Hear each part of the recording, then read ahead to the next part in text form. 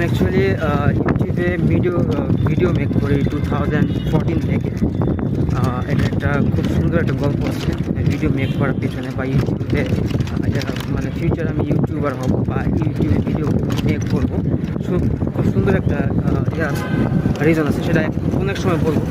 আর এখন যারা বাংলাদেশের বাইরে থেকে, কলকাতা থেকে দেখতেছেন, ম্যাক্সিমাম সাবস্ক্রাইব কলকাতা থেকে আসা, তাদেরকে বলবো এটা হচ্ছে আমাদের বাংলাদেশের দোয়েল চত্বর। দেখতে পাচ্ছেন, এটা হচ্ছে বাংলাদেশের দোয়েল চত্বর।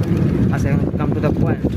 কত হচ্ছে আপনারা যারা দেখতেছেন, আপনারা অনেকেই বলেন যে ভাই আপনি কতদিন যাবত ভিডিও মেক করেন এবং আপনার ক্যামেরা ইন্টারেস্ট কি, তাদেরকে বলবো যে 2014 থেকে আমি ভিডিও মেক করি।